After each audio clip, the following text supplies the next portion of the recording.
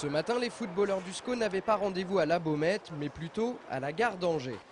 Au programme de la journée, départ pour l'île de Beauté direction Ajaccio. Ne vous inquiétez pas, les Angevins ne sont pas partis se faire dorer au soleil. Bien au contraire. Demain soir, ils ont rendez-vous dans l'arène du stade François Coty pour y affronter l'AC Ajaccio. Et quand on connaît le contexte d'un match en Corse, on devine que les scoïstes n'y vont pas en tant que vacanciers. Ça va être difficile, d'autant plus qu'il reste sur 2 défaites consécutives. Nous, on reste sur 2 bons résultats à domicile. Donc ça va être un match, ça va être un combat. Donc je pense qu'il va falloir aller là-bas dans un esprit guerrier et ne rien lâcher, quoi. Pour ce déplacement périlleux, les hommes de Jean-Louis Garcia pourront s'appuyer sur une solidité défensive retrouvée. Les scoïstes restent sur 2 prestations de bonne, voire de très bonne facture à domicile, avec à la clé aucun but encaissé. La première, c'était face à Troyes. La seconde, c'était contre Strasbourg il y a une semaine, avec en prime une victoire 3-0 amplement méritée. Pour les Angevins qui ne se sont encore jamais imposés cette saison à l'extérieur, l'objectif de ce déplacement en Corse est donc très clair.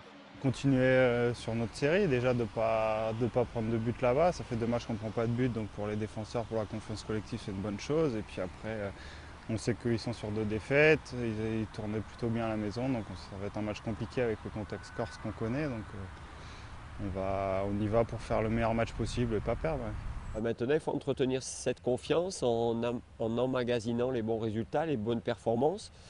Notre retour au premier plan se situe sur 2 performances à domicile.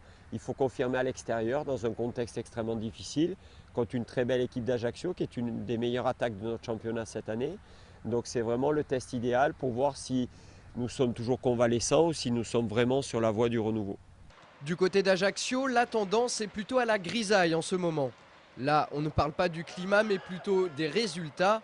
Les Corses ont perdu leurs 2 dernières rencontres et se trouvent dans l'obligation de réagir face à Angers. Pour en savoir un peu plus sur l'état d'esprit de cette équipe, nous avons joint par téléphone José Pasqualetti, l'entraîneur de la formation ajaxienne. En n'ayant pris qu'un seul point sur les 3 derniers matchs, on est dans des impératifs, je dirais, de victoire et on s'attend à un match difficile, bien évidemment. On connaît la valeur de cet adversaire, qui plus est a battu le leader, donc on s'attend à un match difficile, mais j'espère qu'il sera aussi difficile pour eux. Vous avez des absents là sur cette rencontre?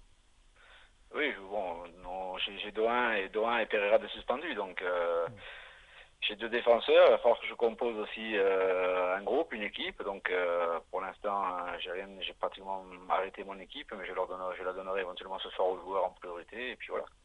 Ajaccio-Angers, c'est demain soir à 20 h au stade François Coty. L'année dernière, le Sporting Club de l'Ouest avait ramené le point du match nul. On espère qu'ils feront au moins aussi bien cette saison. En cas de victoire, les Angevins, actuels 9e de Ligue 2, pourraient dépasser leur adversaire du jour qui pointe juste devant à la 8e place. C'est tout ce qu'on leur souhaite.